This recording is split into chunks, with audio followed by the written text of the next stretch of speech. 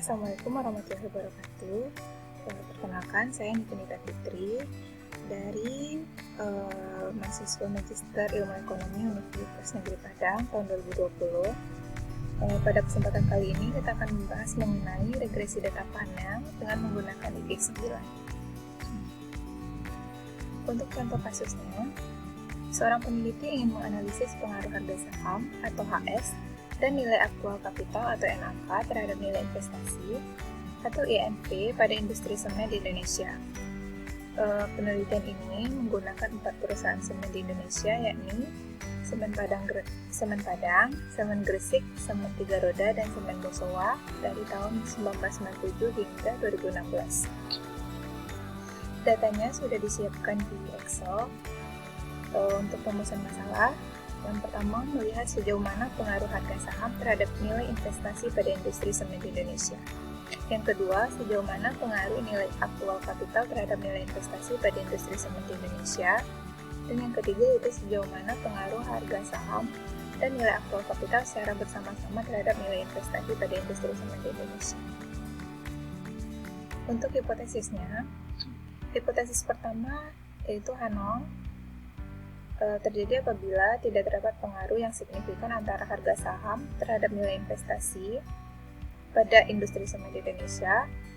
Hipotesis alternatifnya yaitu terdapat pengaruh yang signifikan antara harga saham terhadap nilai investasi.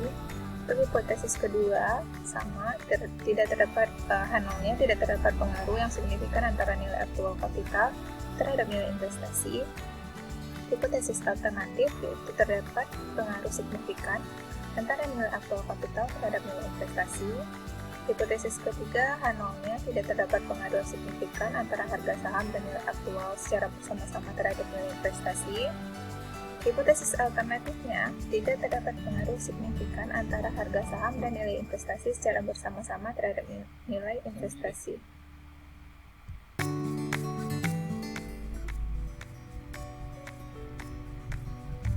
Untuk kriteria pengujiannya, hipotesis 1 dan 2, H0 dikatakan diterima jika T hitung kecil dari T tabel dengan probabilitas besar dari 0,05. HA-nya diterima jika T hitung besar sama dari T tabel dengan probabilitas kecil dari 0,5. Hipotesis 3, H0 diterima jika F hitung kecil dari F tabel dengan probabilitas besar dari 0,05. HA diterima jika F hitung besar sama dari F tabel dengan probabilitas kecil dari 0,05. Selanjutnya kita buka ke eViews. Di sini kita ambil file, kita klik new, kemudian Word file. Word file struktur tab-nya kita bikin di balance panel, frekuensinya tetap manual. Untuk start date-nya kita bikin tab periode penelitian dari 1997, untuk tahun berakhirnya yaitu 2016. Untuk number of cross section-nya yaitu jumlah perusahaan dalam penelitian ini sebanyak 4. Kita bikin nama filenya yaitu latihan data panel. Selanjutnya, ini kan udah 80 observasi. Kita masukin data yang sudah ada di Microsoft Excel kita dengan cara klik Quick, kemudian ambil empty group, terus kita taruh di sini ke Excel. Di sini kita copy, terus kita paste di terus kita pastikan bahwa tidak ada data yang kosong. Kemudian ini kita simpan dengan nama grup 1.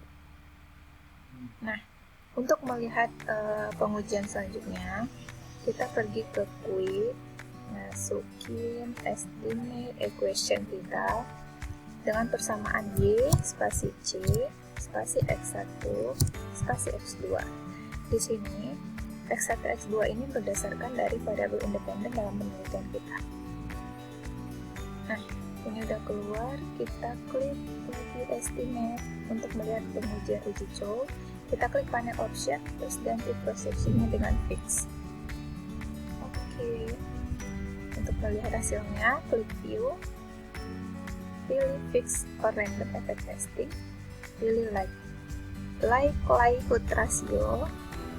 Nah, di sini sudah kita peroleh hasilnya dengan probabilitas 0,01. Ini kita freeze, terus kita simpan dengan nama uji cow.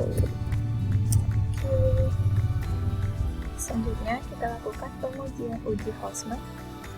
Kita klik lagi estimate, ganti panel optionnya di processing menjadi random.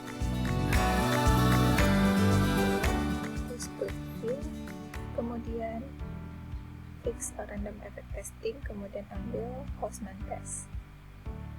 Nah, di sini diperoleh probabilitas sebesar 0,2, yang artinya bahwa model kita ini menggunakan random. Kita bikin nama di sini uji Hausman.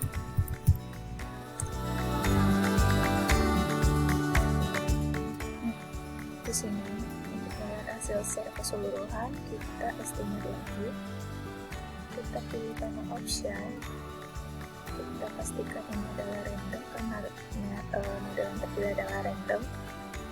Klik OK. Nah, ini adalah hasil atau model regresi yang kita gunakan dalam penelitian kita ini. Kemudian kita tulis, kita bikin namanya random effect model atau RAM. Kita kembali ke portfolio. Nah, hasil di sini berarti persamaan regresi yang terbentuk dari pengolahan data yang kita lakukan di quiz tadi adalah Y sama dengan C tambah X1 tambah X2 yang tadi, spasi X1 spasi X2 tadi. Ini tanda ini diperoleh dari hasil infus dari koefisien C, koefisien itu minus 5072. Terus ini tanda plus ini diperoleh dari koefisien X1 yang ini hasilnya positif, jika di sini adalah minus. Berarti tanda yang kita gunakan di persamaan adalah minus. Sama berlaku juga untuk X2 seperti itu. Nah, ini berarti apabila nilai HS dan NAK 0 atau tidak ada, maka nilai Y sebesar 50,72425 Koefisien estimasi HS terhadap INFP sebesar 0,189, yang artinya apabila nilai HS naik sebesar 1 satuan, maka nilai INP akan naik sebesar 0,189 satuan. Variabel HS berpengaruh signifikan terhadap variabel INP. Hal ini terlihat dari probabilitas yang 0,00 yang ini 0,00 lebih kecil dari 0,05. Apabila probabilitasnya lebih besar dari 0,05, maka variabel independen kita tidak signifikan. Nah, ini koefisien estimasi NAK terhadap INP sebesar 0,2. Artinya apabila nilai NAK naik sebesar 1 satuan, maka INP meningkat sebesar 0,21 satuan. Variabel NAK berpengaruh signifikan terhadap variabel INP.